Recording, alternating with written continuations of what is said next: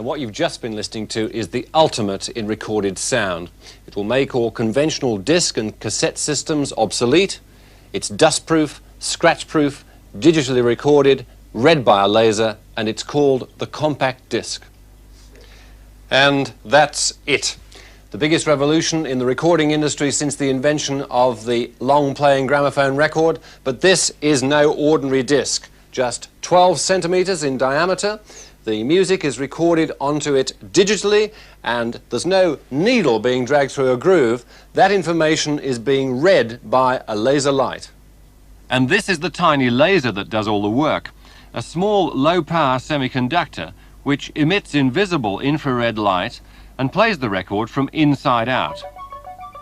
Magnified 12,000 times, this is what the surface of the compact disc looks like.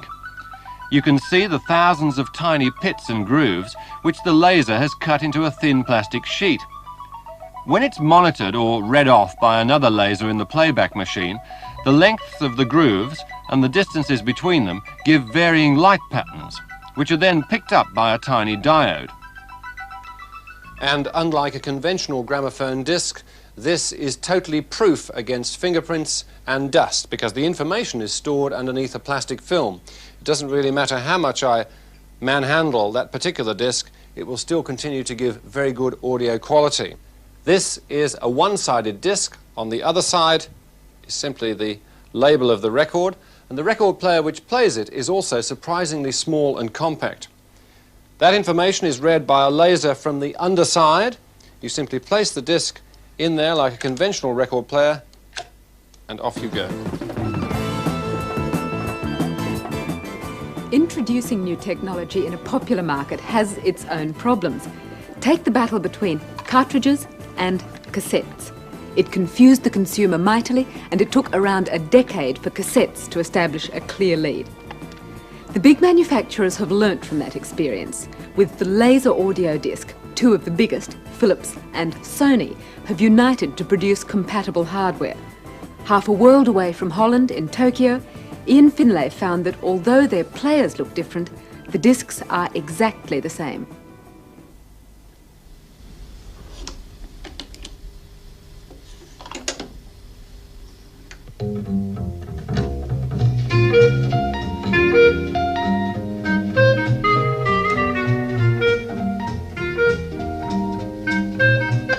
Just put it into pause for a moment.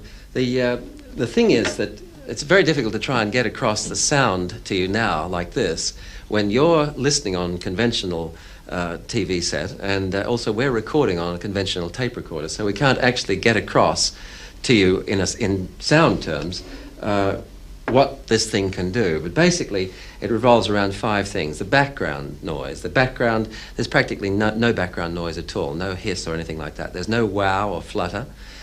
Distortion is only 0.05%, which is very, very good, as any hi-fi buff will know. Frequency response is roughly similar to existing hi-fi sets, between 20 and 20,000 hertz. The main thing to say about the frequency response, though, is that it's absolutely flat. No pits or heights in it at all.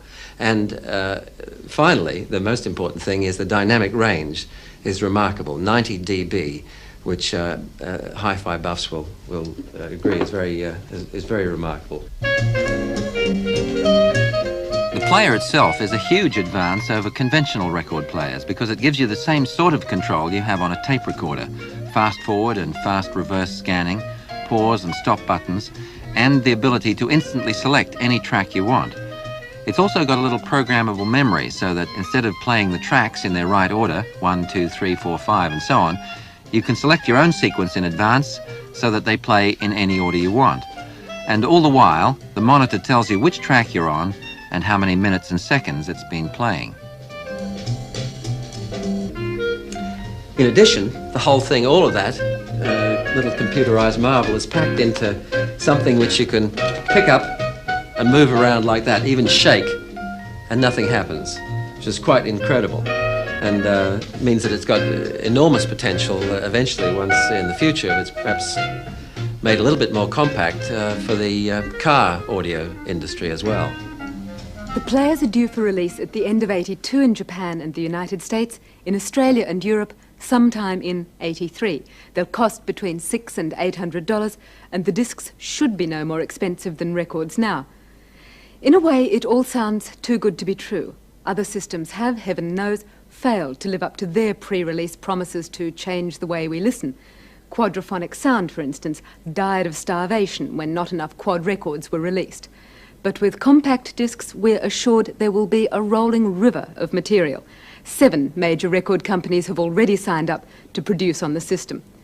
With hardware and software both lined up, compact discs may well rule the roost, at least until someone perfects a method of putting Beethoven's Ninth on a silicon chip. Don't laugh. I'm assured that that day, in fact, is not too far off.